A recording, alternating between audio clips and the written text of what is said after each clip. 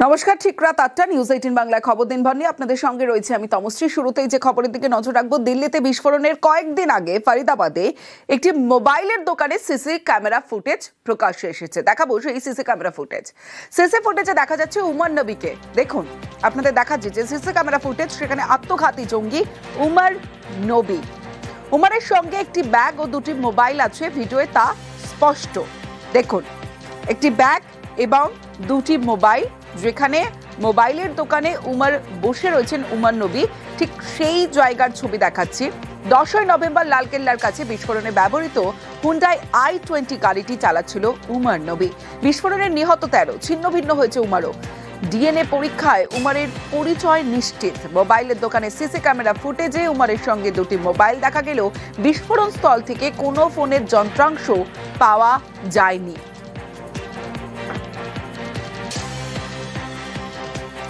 এবার সেই CC camera footage আপনাদের দেখাচ্ছি।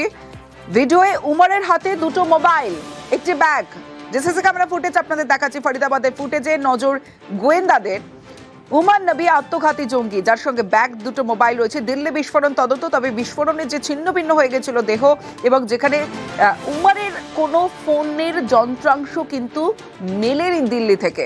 তবে এই যে ছবি, যে সিসি ক্যামেরা ফুটেজ, সেখানে উমর নবীর সঙ্গে ব্যাগ এবং দুটি মোবাইল তা স্পষ্ট। সার্কেলের মাধ্যমে আমরা সেই সিসি ক্যামেরা ফুটেজ এই মুহূর্তে যারা নিউজ 18 বাংলায় চোখ রেখেছেন তাদের দেখাচ্ছি।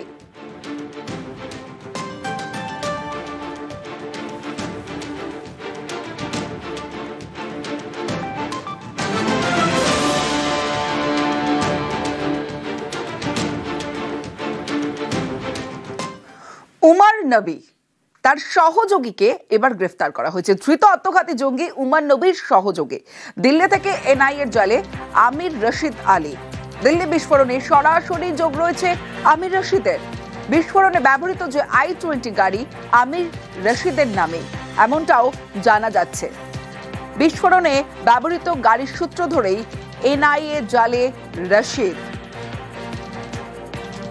HR26CE7674 যে i20 গাড়িতে বিস্ফোরণ, সেই বিস্ফোরণের যে ব্যবহৃত গাড়ি, সেই গাড়ির সূত্র ধরে এনআইএর জালে রশিদ। কাশ্মীরের পাম্পোরেবে বাসিন্দা, যেমনটা জানা যাচ্ছে, পাম্পোরের বাসিন্দা এই রশিদ আলী।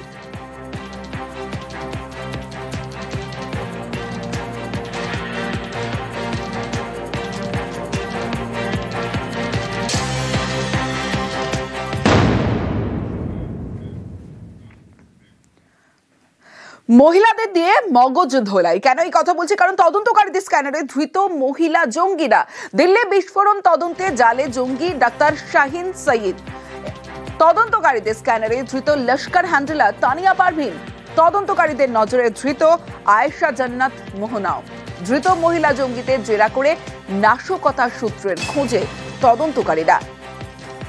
কারণ মহিলাদেরই বারবার টার্গেট করা হচ্ছে। জঙ্গি ক্লাস, আর সেই জঙ্গি ক্লাসেও মহিলাদের টার্গেট। বেছে বেছে মহিলাদের মৌলবাদের পাঠ। দিল্লি বিস্ফোরণ তদন্তে চাঞ্চল্যকর তথ্য। আত্মঘাতী জঙ্গি উমর নবী যোগের তরুণীকে জিজ্ঞাসাবাদ। ইম্ফলের তরুণীকে জিজ্ঞাসাবাদেই এই চাঞ্চল্যকর সব তথ্য। কারণ পড়াশোনার নামে ডাক্তারি পড়ুয়াদের মগজ ধোলাই হতো, এমনটাও মনে করা হচ্ছে। ইম্ফলের তরুণীকে জিজ্ঞাসাবাদে চাঞ্চল্যকর তথ্য। তরুণীর নাম মারিয়াম রাখে আত্মঘাতী জঙ্গি উমর নবী। নাম বদলি মগজ ধোলাইয়ের প্রথম ধাপ। দেশ জুড়ে উমরের মগজ ধোলাইয়ের ক্লাস চলত বলে দাবি তরুণীর। প্রভাব খাটিয়ে জুনিয়র পড়ুয়াদের কট্টরপন্থার ক্লাসে আসতে চাপ। আত্মঘাতী জঙ্গি উমরের বিরুদ্ধে এই রকমই নানা বিস্ফোরক তথ্য সামনে আসছে।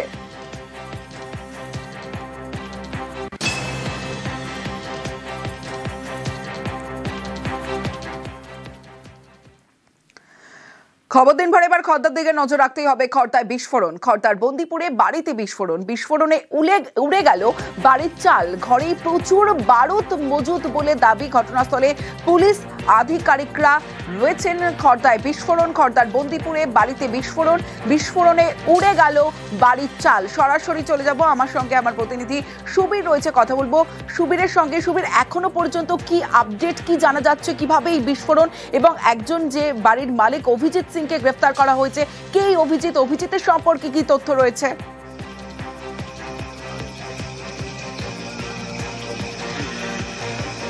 দেখো, খড়দহ বন্দিপুর পঞ্চায়েতের অন্তর্গত ঠাকুর কলোনি এলাকাতে বাড়ি ভাড়া নিয়ে থাকতেন অভিজিৎ সিং, এবং অভিজিৎ সিংয়ের যে বাড়ি, অর্থাৎ সেই বাড়িতে কিন্তু বিস্ফোরণ ঘটে, এবং বিস্ফোরণের যে এত তীব্রতা ছিল সেই জায়গা থেকে কিন্তু বাড়ির চাল উড়ে গিয়েছে, এবং বাড়ির মধ্যে যে আসবাবপত্র ছিল, টিভি থেকে শুরু করে আলমারি, শোকেস, সমস্ত কিছু ভস্মীভূত হয়ে গিয়েছে।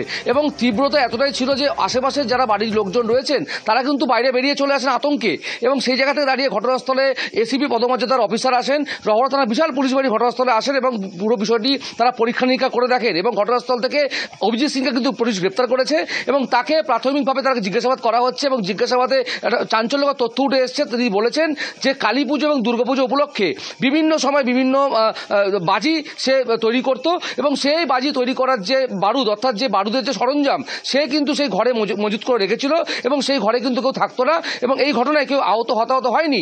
অর্থাৎ এই যে বারুদ মজুত করে রেখেছিল, সেই বারুদেই কিন্তু বিস্ফোরণের ঘটনা জেরে কিন্তু এই ঘটনা ঘটেছে, এবং ইতিমধ্যে তাকে গ্রেপ্তার করা হয়েছে এবং তাকে জিজ্ঞাসাবাদ করা হচ্ছে যে এই ঘটনা, অর্থাৎ বারুদ যে তিনি সেখানে মজুত করে রেখেছিলেন, সেই জায়গা থেকে দাঁড়িয়ে এই জায়গায়, অর্থাৎ এই যে বাড়িতে কারা কারা আসতেন এবং কেন তিনি এখানে বারুদ মজুত করে রেখেছিলেন, এই নিয়ে কিন্তু একটা প্রশ্ন উঠেছে।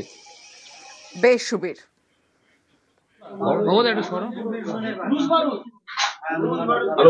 ঘরে কি ছিল? চকলেট আপনি কি বারুদ রাখা ছিল? তো ওই উড়নতুবড়ির মশলা রাখা। আপনি বানাতেন? উড়নতুবড়ি কালী পুজো সব বানাই। আমরা খেয়ে দিয়ে শুয়েছি, এরকম হঠাৎ আওয়াজ হচ্ছে, ফার্স্ট পেয়েছি টায়ার বাস্ট করছে পাশে কারখানা, তারপর দেখছি ঘর পুরো ধোয়া। বারুদ এভাবে রাখা যায় মজুত করে ঘরে? রেখেছিলাম কালী পুজোতে। আমি সেটের কাজ করি। আমরা ঘুমাচ্ছি, হঠাৎ করে মানে ধোয়াতে বাস্ট করে উঠেছে, সেটাও আমরা জানি না। টিভিটা দেখি বাস্ট হয়ে পড়ে গেছে। হ্যাঁ, বারুদ ছিল। হ্যাঁ, উড়ন তুবড়ি বানায়। এবার মশলাটা রাখা ছিল, ছেলেকে চিৎকার করে নিয়ে ছেলেকে নিয়ে বাইরে বেরিয়ে গেছি। কি আওয়াজ একটা হলো, বাইরে বেরিয়ে এসেছি, ভাবছি কি পিছনের দেওয়ালটা পড়ে গেছে নাকি, তবে দেখি না এই ঘর থেকে ধুঁয়ো বেড়াচ্ছে, আর ওরা চিৎকার করে বেরিয়ে এসছে ঘর থেকে।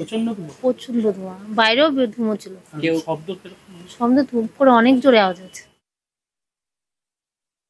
বোম ফেটেছে জাতীয় খবর আমরা পাই, তারপরে বাড়িতে এসে দেখছি যে একটা এক্সপ্লোশন টাইপের হয়েছে। তো সেটা দেখে মানে ইনিশিয়ালি যা বোঝা যাচ্ছে যে কিছু মানে বারুদ জাতীয় কোনো জিনিস রাখা ছিল, সেটা ফেটেছে। পুরোটা ওনাকে ইন্টারোগেশন করা হবে, প্লাস বাড়ি থেকে স্যাম্পেল নেওয়া হচ্ছে। বাজি বানাতো এরকম ধরনের একটা বক্তব্য বলছে, তো সেটা ভেরিফাই করা হচ্ছে যে আদৌ কি ও যেটা বলছে সেটা সত্যি আছে কিনা, আর বারুদ আদৌ ফেটেছে কিনা না অন্য কিছু থেকে হয়েছে, সেটা ফরেন্সিকে পাঠানো হবে, সেখান থেকে কালেকশন করে জানা যাবে। খবর দিন ভরে বেলেঘাটার খবরের দিকে নজর রাখতে হবে। অসুস্থ বিএলও, বেলেঘাটায় কমিশনের বৈঠক চলাকালীন অসুস্থ বিএলও। আমার সঙ্গে সান্নিক রয়েছে। সান্নিক, বিএলও অসুস্থ কি আগে থেকেই ছিলেন, কি জানা যাচ্ছে, এখন কেমন আছেন বিএলও? দেখো, তার শারীরিক অবস্থার কথা এখনো পর্যন্ত যেমনটা চিকিৎসকরা জানাচ্ছেন, স্থিতিশীল রয়েছেন এবং তাকে 2-3 দিন অবজারভেশনে রাখার প্রয়োজন রয়েছে, তেমনটাই হাসপাতাল সূত্রে জানানো হয়েছে। তবে যেটা তার পরিবারের তরফে অভিযোগ, যেমনটা বিএলওরা প্রথম দফা থেকে একেবারে অভিযোগ করছিলেন, যে এই গোটা প্রক্রিয়ার মধ্যে, অর্থাৎ এসআইআর এর প্রক্রিয়ার একদম প্রথম থেকেই যেরকম তাদের উপর চাপ রয়েছে, অল্প কিছুদিনের মধ্যে এত বিপুল পরিমাণের কাজের চাপ, সেই চাপই মূলত অনিমেষ নন্দী, যিনি 205 নম্বর পার্ট বেলেঘাটা বিধানসভা এলাকার মধ্যে তিনি কাজ করছিলেন, সেই জায়গাতে তার উপরও সেই রকম চাপ ছিল, এবং গত 3 দিন ধরে তার শারীরিক অবস্থার অবনতি হওয়া সত্ত্বেও তাকে সেই চাপ নিয়েই কাজ করে যেতে হচ্ছিল। আজকে সকালে যখন নির্বাচন কমিশনের তরফে যে বৈঠক ছিল, সেই বৈঠকে তাকে যখন অ্যাটেন্ড করতে হয়, সেখানেই তিনি অজ্ঞান হয়ে যান, এবং সেখান থেকে তাকে তড়িঘড়ি বেলেঘাটার একটি বেসরকারি নার্সিং হোমে স্থানান্তরিত করা হয়। বর্তমানে তিনি স্থিতিশীল রয়েছেন। তমশ্রী, বেশ।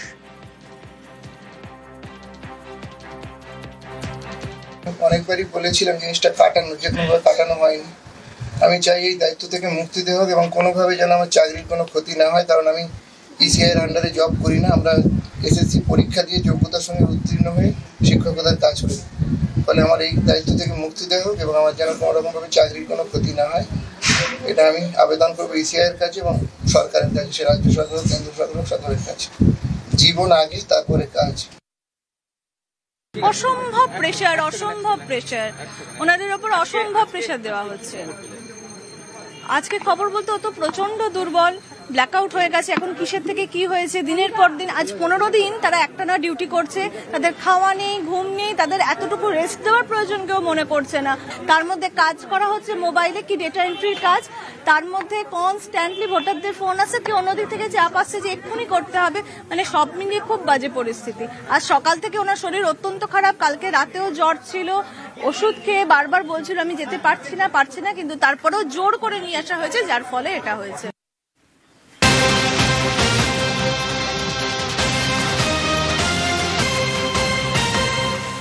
বেলেঘাটের পাশাপাশি একই ছবি বোলপুরে কাজের চাপে অসুস্থ বিএলও। এসআইআর এর ফর্ম বিলির সময় হঠাৎই অসুস্থ হয়ে রাস্তায় পড়ে যান বিএলও। আরো বিস্তারিত জানাবে ইন্দ্রজিৎ রুজ রয়েছে আমার সঙ্গে। ইন্দ্রজিৎ, দেখো, একদমই যেটা বলে রাখবো, বোলপুরে যে লোহাগড় গ্রাম রয়েছে, বোলপুর ব্লকের অধীন, সেই গ্রামে কিন্তু এসআইআর কাজ করছিলেন।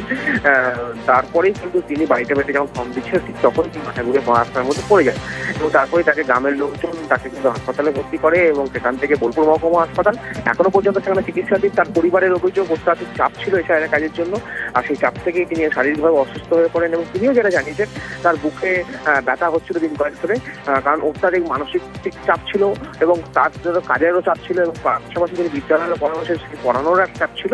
অর্থাৎ সব দিক থেকে তিনি অসুস্থ হয়ে পড়েছেন, এমনটাই কিন্তু তিনি জানিয়েছেন। বেশ, অ্যাকচুয়ালি কালকে আমি এক ধরনের 24 ঘন্টার মধ্যে প্রায় ধরেন 22 ঘন্টা কাজ করেছি, 2 ঘন্টা মাত্র ঘুমিয়েছি। না, এটা অ্যাকচুয়ালি একটা সময় দিলে এটা আরো ভালো হতো। আর আমার সহবন্ধুরা যারা রয়েছে, আরো যারা কর্মী আছে, সহকর্মী, এরা প্রত্যেকেই বলছে যে প্রচুর প্রেশার, প্রচুর চাপ। এই চাপটা আমি আর সহ্য করতে পারলাম না, মেন্টালি প্রচুর প্রেশার রয়েছে আমার। স্যারে আমার প্রাথমিক শিক্ষকরাই 90% এই কাজের সঙ্গে যুক্ত রয়েছে, কিন্তু যে কাজটা তাদেরকে প্রথমে দেওয়া হয়েছিল সেই কাজের দায়িত্ব উত্তরোত্তর বেড়েই চলেছে এবং এসআইআর মতো যেখানে আমাদের সাধারণ মানুষের যে সাংবিধানিক ভোটাধিকার এরকম একটা গুরুত্বপূর্ণ বিষয়, সেই কাজটা যেটা 1.5 বছরে হওয়ার টাইম লিমিট, সেই কাজটাকে 1 মাসের মধ্যে কমপ্লিট করতে হচ্ছে। এটা কোনো মতেই একটা সাধারণ মানুষের পক্ষে সম্ভব না। উনি তো একজন প্রাথমিক শিক্ষক এবং উনি তো এআই নন বা কম্পিউটার নন যে আপনারা সঙ্গে সঙ্গে সুইচ অন করে দিলেন, সেটা আপনার ডাটা এন্ট্রি হয়ে গেল। কোথাও বিএলও অসুস্থ, আবার কোথাও শিক্ষকরা বিএলও হওয়ায় লাটে পড়াশোনা। পূর্ব বর্ধমানের জামালপুর স্কুলের ঘটনা। স্কুলে 3 শিক্ষক, 1 শিক্ষিকা, 4 জন শিক্ষকই বিএলওর দায়িত্ব। আমার সঙ্গে শরদিন্দু রয়েছে। শরদিন্দু, স্কুলের পড়ুয়ার সংখ্যা কত, কি বলছেন অভিভাবকরা, এরপর কি করবেন তারা?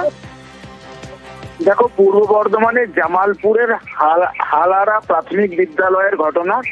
এই স্কুলে 112 জন পড়ুয়া এবং তাদের পঠন পাঠনের জন্য নিযুক্ত রয়েছেন 3 জন শিক্ষক এবং 1 জন শিক্ষিকা।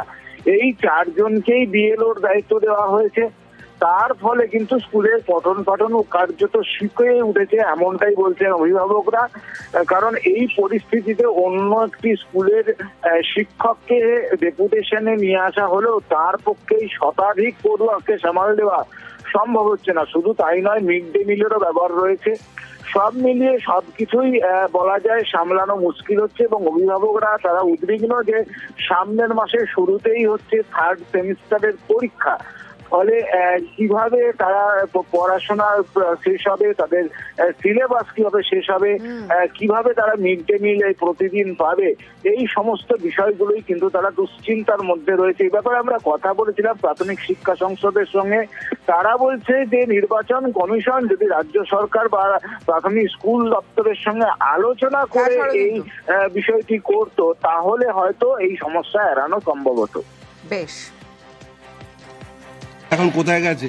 ভোটের কাজে গেছে। কি চাও? আমরা চাই সাজা থাকতে। তোমাদের স্কুলে শিক্ষক মহাশয় কজন? 4 জন।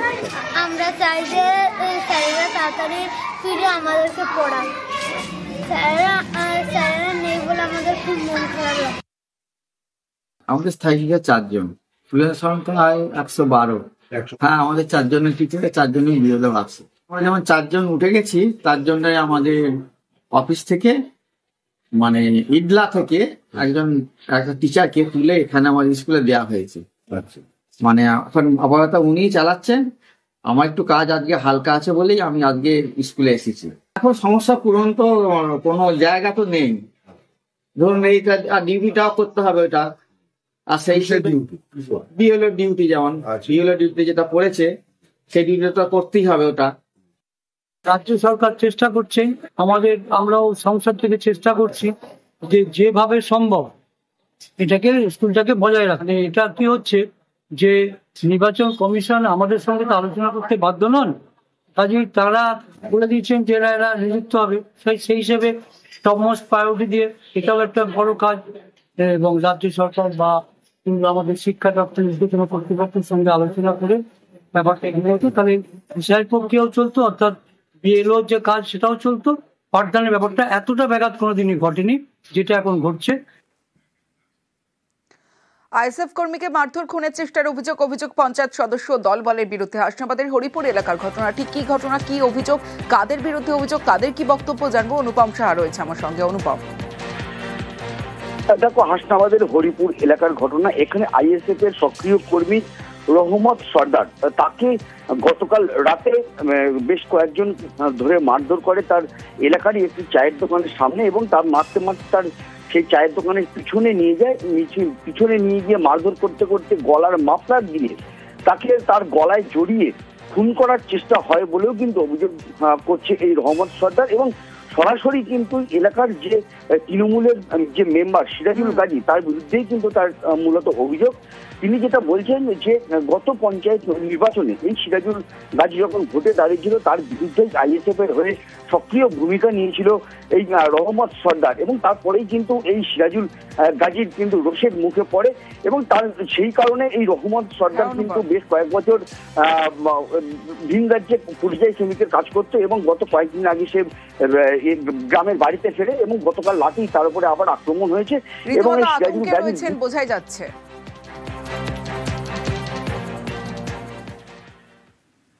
মহিলা কামরায় ছুরি হাতে যুবক। ক্যানিং লোকালে মহিলা কামরায় দাপাদাপি, ছুরি হাতে দাপাদাপির ভিডিও ভাইরাল। যে ভাইরাল ভিডিও আপনাদের দেখাচ্ছি, মহিলা কামরায় অস্ত্র হাতে এবং ছুরি হাতে যুবক, যে ছবি আপনাদের দেখাচ্ছি, দাপাদাপি। আর সেই দাপাদাপির ভিডিও ভাইরাল। তালদি স্টেশন থেকে ট্রেনে ওঠে যুবক, জিআরপি কে ছুরি হাতে শাসায় বলে অভিযোগ। প্রতিবাদ করলে মহিলাদেরও ছুরি হাতে হুমকি। অভিযুক্ত যুবকের খোঁজে রেল পুলিশ।